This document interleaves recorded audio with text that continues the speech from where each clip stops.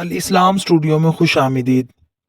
آج آپ کے ساتھ ہم ایک ایسے سچے واقعے کو بیان کرنے لگے ہیں جسے پڑھ کر اور سن کر آپ کے رونگٹے کھڑے ہو جائیں گے کہ کسی انسان کی زندگی سے کھیل جانا آسانی کے ساتھ، یہ ایسا کھلواڑ جو ضمیر کو کبھی بھی سکون کی نیند نہیں سونے دیتا۔ آئیے اینڈ تک ہمارا ساتھ دیجیے۔ شادی کو سال ہونے والا تھا، کون سا لمبا عرصہ بیت گیا تھا کہ احساس ہی سرد ہو جاتے۔ رابعہ کی عمر ہی کتنی تھی، 20-22 سال۔ ایک دن اس کی زندگی میں ایسا آیا کہ اس جیسا دن دوبارہ کبھی نہ آیا، جس نے عدنان کی زندگی کو پلٹ کر رکھ دیا ایک لمحے میں۔ عدنان صبح اٹھا اور واش روم گیا تاکہ اپنا چہرہ دھو لے۔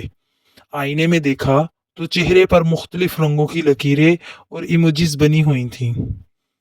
اس کی معصوم اور نادان شرارتی بیوی نے رات کو پیار میں اس کے سوتے چہرے پر لپسٹک سے ایموجیز بنائی تھیں، اس امید کے ساتھ کہ صبح جب وہ یہ دیکھے گا تو ہنسے گا، پھر اس کے پیچھے بھاگے گا، اسے پکڑ کر اس کے گالوں کو چومے گا اور کہے گا میں تم سے بہت محبت کرتا ہوں، اور اس کی شرارت سے کو وہ محبت کا ایک رنگ دے گا۔ وہ چاہتی تھی کہ وہ دونوں دن بھر اس کے چہرے پر بنی ایموجیز پر ہنستے رہیں گے اور اس لمحے کو ہمیشہ یاد کرتے رہیں گے، لیکن معاملہ رابعہ کی سوچ کے برعکس ہوا۔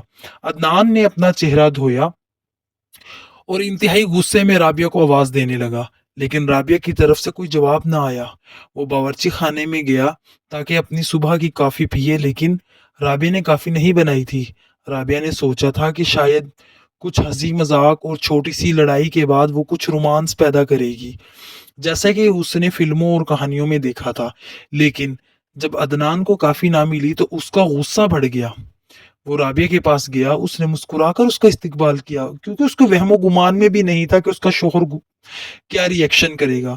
سوچا کہ وہ ہنسے گا، وہ بچوں کی طرح محبت سے عتاب کرے گا، لیکن عدنان کا موڈ کچھ اچھا نہ لگا۔ اس نے غصے سے چلا کر کہا، یہ کیا بچپنا تھا تم نے تو میرا مذاق بنا دیا، میرے چہرے پر ایموجیز کیوں بنائی، تم اپنے آپ کو سمجھتی کیا ہو؟ رابعہ اس رویے سے پریشان اور تعجب سے اس کو دیکھنے لگی، اور کوئی جواب نہ دے پائی تھی ابھی کہ اس نے زناٹے دار تھپڑ اس کے دے مارا کہ وہ زمین پر گر گئی۔ رابعہ کو اس سے اتنے سخت رویے کی توقع نہ تھی۔ عدنان کا غصہ ابھی بھی ٹھنڈا نہ ہوا تھا۔ وہ مزید چلایا، میں نے تم سے شادی کھیلنے کے لیے نہیں کی، میں کوئی بچہ نہیں ہوں، میں ایک مرد ہوں، میں نے شادی اس لیے کی ہے تاکہ گھر بساؤں، بچے پیدا کروں اور دنیا کے سامنے ایک مرد کی طرح جینا چاہتا ہوں۔ کیا تم پاگل ہو؟ تم رومانس اور محبت کی کہانیوں میں جینا چاہتی ہو؟ یہ فلموں اور کہانیوں کا دور نہیں، وہ گھر نہیں بناتے، نہ ہی کھانا پکاتے ہیں اور نہ ہی بچوں کی تربیت کرتے ہیں۔ رابعہ کو ایک دم ساکن چھوڑ کر وہ غصے سے گھر سے نکل گیا، اور وہ اس طرح سے چلا چلا کر اس نے اپنی مردانگی کا مظاہرہ کیا۔ اس کی بیوی پر اس کا کیا اثر ہوا، اس کو ذرا بھی اپنے رویے کی پرواہ نہ تھی۔ اتنا کچھ کہہ کر اس نے گھر سے باہر قدم رکھا اور اپنی محبت کرنے والی بیوی کا دل توڑ دیا، اور ہمیشہ کے لیے توڑ دیا۔ وہ زمین پر بیٹھی رو رہی تھی، اتنی شدت سے کہ اسے سانس لینے میں دشواری ہو رہی تھی، کیونکہ وہ بیمار تھی اور جب روتی تو سانس رکنے لگتا۔ لیکن عدنان کو بالکل بھی پرواہ نہ تھی، وہ عدنان کے رویوں کو بھول نہیں سکتی تھی۔ اس کے باوجود وہ کھانا بنانے میں لگی رہی، ساتھ ہی ساتھ آنسو بہا رہی ہے اور عدنان کے لیے کھانا بنا رہی ہے، کیونکہ آج عدنان کے دوستوں کی دعوت تھی۔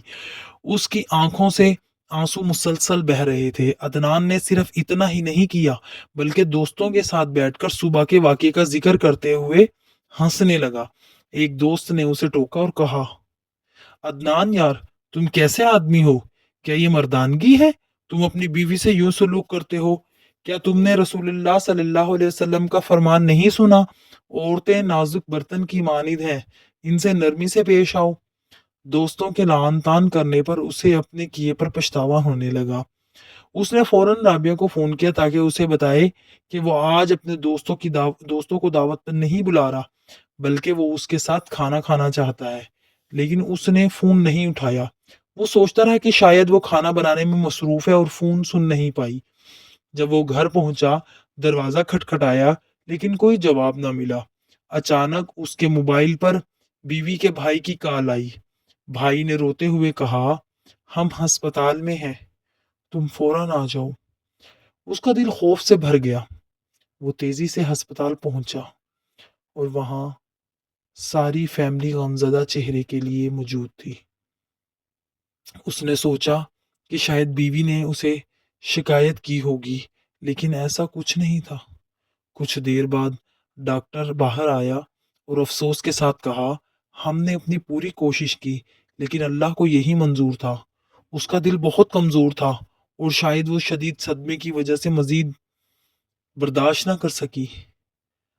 अल्फाज थे या गम का पहाड़ था जो उस पर टूट पड़ा था। उसकी बीवी इंतकाल कर चुकी थी। बेयकीनी की कैफियत थी जो उस पर तारी थी। अपने आप को उसकी मौत का जिम्मेदार ठहरा रहा था वो। उसके नज़दीक ये कोई बड़ा मामला ना था, लेकिन राबिया के लिए ये बहुत कुछ था। अदनान ने अपने रवैये से राबिया को तोड़ दिया था। वो सच में टूट चुकी थी और हमेशा के लिए टूट चुकी थी, कभी ना जुड़ने के लिए। उसकी माँ ने उसे गुस्ल दिया और उसे दफनाया गया। वो घर वापस आया।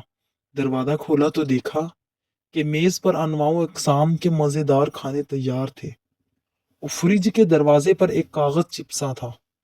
उसने कागज़ को खोला और राबिया का आखिरी पैगाम पढ़ा। मेरे प्यारे महबूब शोहर, मुझे माफ़ कर दो कि मैंने तुमसे कुछ ज़्यादा तवक्कुआत रखी थी। मैं तुम्हें अपनी दुनिया की रिवायतों से निकलते हुए देखना चाहती थी। मैं चाहती थी कि तुम मुझसे मोहब्बत भरी बातें करो, मुझे गले लगाओ और कहो तुम मुझसे मोहब्बत करते हो। मैं बस चाहती थी कि तुम इमोजीज को चेहरे पर छोड़कर हंसो और कहो कि तुम्हें दूसरों की परवाह नहीं है। मैं माजरत खा हूँ कि मैंने तुमसे मोहब्बत में कुछ ज्यादा मांग लिया। मैं वादा करती हूँ कि आज के बाद तुम्हें कभी नाराज या परेशान नहीं करूंगी।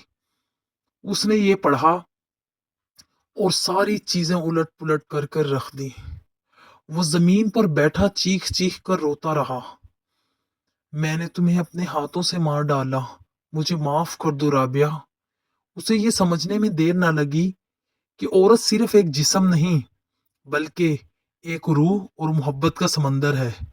उसे समझना और इज्जत देना जरूरी है। अल्लाह ताला तमाम जोड़ों के दरमियान मोहब्बत और रहमदिली पैदा फरमाए और उन्हें दोनों जहानों की खुशियां नसीब करे। अगर आपको हमारी ये तहरीर पसंद आई हो तो हमारी इस तहरीर को लाइक कीजिए, अपने दोस्तों के साथ शेयर कीजिए और हमारे चैनल को सब्सक्राइब करके हमारी हौसला अफजाई कीजिए। अल्लाह हाफिज़।